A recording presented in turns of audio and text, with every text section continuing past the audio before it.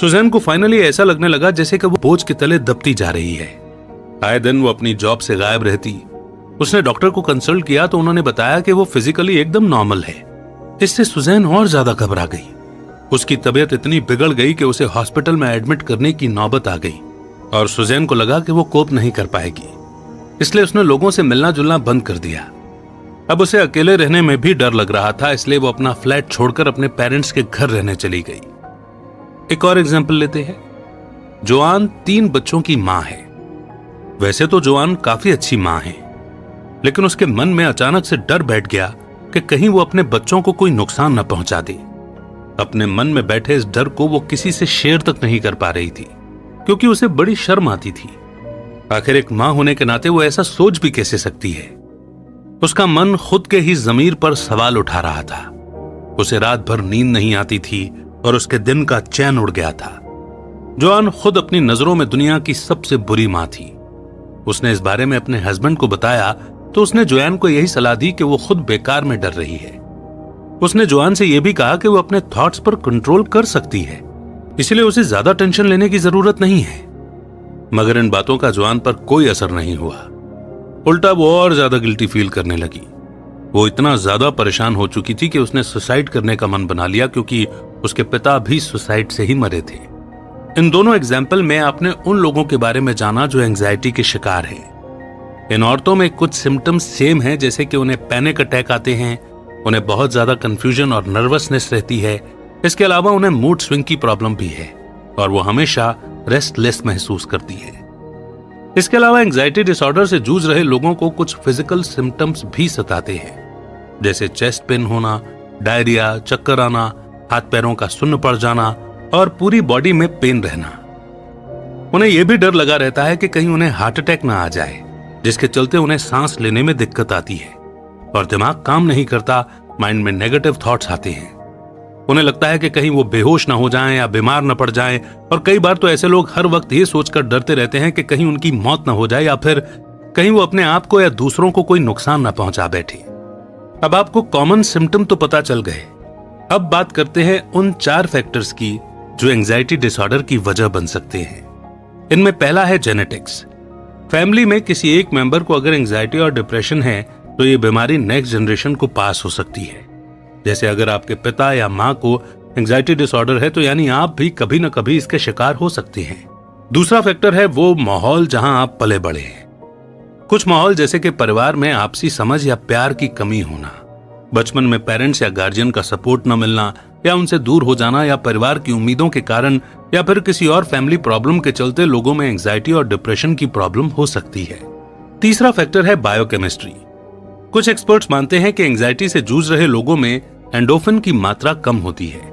यही वजह है कि फिजिकल और इमोशनल स्ट्रेस के दौरान उनका रिस्पॉन्स बेहद कमजोर हो जाता है, जिसके चलते ऐसे लोग बेहद सेंसिटिव और नर्वस हो जाते हैं। चौथा फैक्टर है पर्सनैलिटी। इसमें कुछ फैक्टर्स शामिल हैं, जैसे औरों से वैलिडेशन की उम्मीद रखना, ओवर रिएक्ट करने की आदत, या फिर हर वक्त ये सोचते रहना कि कुछ बुरा हो जाएगा। आप देख सकते हैं कि एंजाइटी कैसे एक साइकिल बन जाता है। एक चिंताजनक विचार से दूसरा विचार निकलता चला जाता है, जब तक कि आप पूरी तरह से इसके जाल में उलझ नहीं जाते। इसे रोकने का बस यही तरीका है कि आप ये मान लें कि हाँ, मुझे एंजाइटी है, और यहीं से आपका हीलिंग प्रोसेस शुरू हो जाएगा। नेक्स्ट चैप्टर है where do you run when panic attacks. Anxiety disorder से जूझ रहे लोग कुछ खास परिस्थितियों में और भी अनकंफर्टेबल फील करते हैं, जैसे ट्रेन, बोट या प्लेन में सफर करना।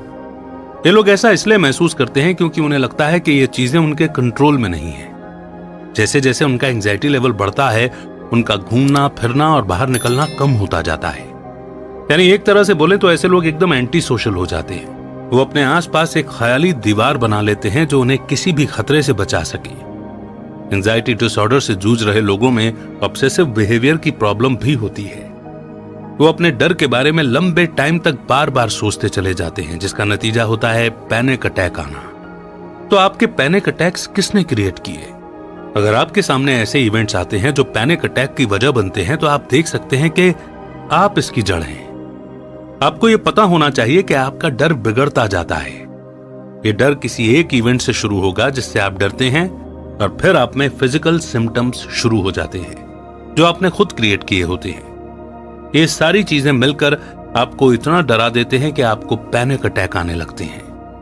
पैनिक अटैक इतनी इजीली समझ में नहीं आते हैं। कुछ लोगों को पैनिक अटैक आने के बावजूद उन्हें पता नहीं चलता कि उन्हें पैनिक अटैक आ रहा है। उन्हें नेचुरली यही लगता है कि वो पागल हो रहे हैं या मरने वाले हैं या उन्हें हार्ट अटैक आ रहा है। ये पैनिक अटैक किसी को भी आ सकते हैं, छोटे से छोटे बच्चे को भी और बड़े से बड़े मजबूत इंसान को भी। जॉन एक उम्रदराज आदमी है जो एक ऑटो पार्ट्स स्टोर मैनेज करता है। उसे अपने बेटों के साथ आउटडोर एक्टिविटीज जैसे शिकार करना, लकड़ी काटना और मछली पकड़ना बहुत पसंद है। मगर फिर जॉन को अचानक नर्वसनेस की प्रॉब्लम होने लगी। जिस वक्त उसे पैनिक अटैक आते थे उसके दिल की धड़कन एकदम तेज हो जाती थी। उसे ऐसे लगता था जैसे उसे हार्ट अटैक आने वाला है। वो इतना ज्यादा घबरा जाता था कि उसे कई बार हॉस्पिटल में एडमिट करने की जरूरत पड़ी, मगर हर बार मेडिकल रिपोर्ट एकदम नॉर्मल होती थी। इन सारे इवेंट्स की वजह से जॉन को और ज्यादा टेंशन होने लगी, क्योंकि जॉन को यह डर था कि अगर लोग उसका अजीब व्यवहार देखेंगे तो क्या कहेंगे। इस डर की वजह से जॉन ने बाहर आना जाना छोड़ दिया। उसकी सारी आउटडोर एक्टिविटीज बंद हो गई थी। जिन्हें पैनिक अटैक आते हैं वो लोग ऐसे मौकों पर ऐसे रिएक्ट करते हैं जैसे उन्हें कोई बड़ी बीमारी हो गई हो और वो तुरंत हॉस्पिटल भागते हैं। उनका ये पॉइंट जायज भी है, क्योंकि जब तक आपको पता नहीं होगा कि आपको एंजाइटी डिसऑर्डर है, तब तक आपको ये कैसे पता चलेगा कि आपको पैनिक अटैक आ रहे हैं। पैनिक अटैक बड़ों या बच्चों को किसी को भी हो सकता है। लॉरेन की उम्र 8 साल है और उसे स्कूल जाने से डर लगता है। उसे खुद समझ नहीं आता कि वो स्कूल जाने से क्यों डरती है। उसे आए दिन सिर और पेट में दर्द रहता था। उसने अपनी मां को जब इस बारे में बताया तो वो उसे डॉक्टर के पास ले गई। लॉरेन को कई डॉक्टर को दिखाया गया। उसके एक के बाद एक कई टेस्ट कराए गए, लेकिन उसकी हालत में कोई सुधार नहीं हुआ। उसकी मां को समझ नहीं आ रहा था कि लॉरेन को आखिर हुआ क्या है। उसके स्कूल को लगा कि शायद किसी फैमिली प्रॉब्लम की वजह से वो स्कूल नहीं आ रही है।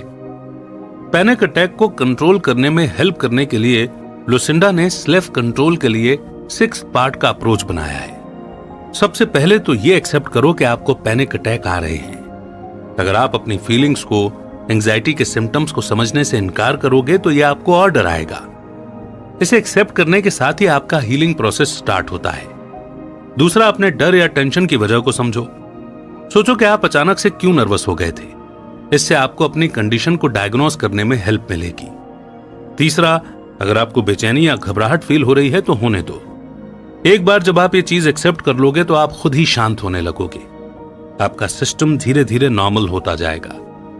चौथा, खुद से प्यार और हमदर्दी से बात करो। घबराहट होने पर सेल्फ टॉक यानी खुद से बात करना काफी हेल्प करता है और आपको याद दिलाता है कि आपका डर और टेंशन टेम्पररी फीलिंग है। ये एक्टिविटी आपको इस पीरियड से बाहर निकलने और अपनी फीलिंग्स पर कंट्रोल पाने में हेल्प करेगी। पांचवा, खुद को किसी न किसी तरह से बिजी रखने की कोशिश करो। कोई ऐसी एक्टिविटी करो जो आपके माइंड और बॉडी के मूवमेंट को बिजी रखे, ताकि आपका एंजाइटी पर ध्यान ही न जाए। छठा, खुद को एकदम रिलैक्स छोड़ दो। अपना मूड एकदम लाइट रखो। एंजाइटी आपको नेगेटिव फील कराती है तो आपको एकदम शांत और रिलैक्स रहना है। ऐसी सिचुएशन में अपना नजरिया चेंज करने से काफी हेल्प मिलती है। जब आप चीजों को पॉजिटिव तरीके से देखने लगते हो तो एंजाइटी का लेवल कम हो जाता है। या फिर कोई मजेदार बात याद करो जिससे आपको हंसी आ जाए।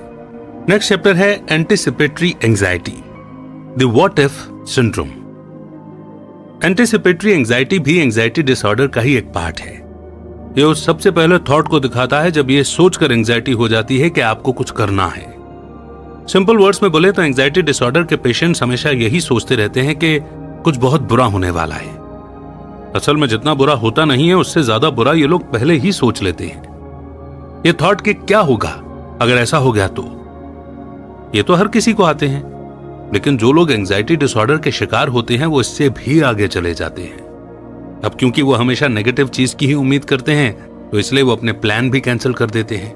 और अगर वो कैंसिल नहीं करते तो पूरी एक्टिविटी के दौरान अनकंफर्टेबल रहते हैं। ऑथर लुसिंडा ने एक बार एमडी और पीएचडी प्रोफेशनल्स के सामने एक रिपोर्ट तैयार की थी।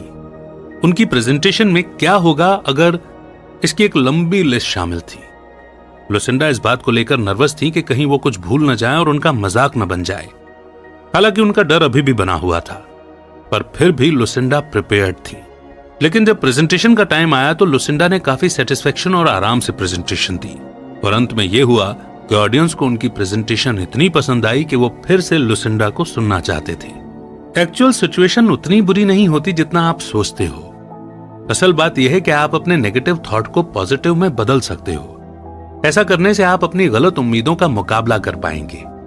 ये नेगेटिव उम्मीदें एक दीवार क्रिएट करती हैं जो आपको अपने गोल्स अचीव करने से रोकती हैं, मगर आप इस दीवार को पुश करके अपनी खुशियां वापस पा सकते हैं।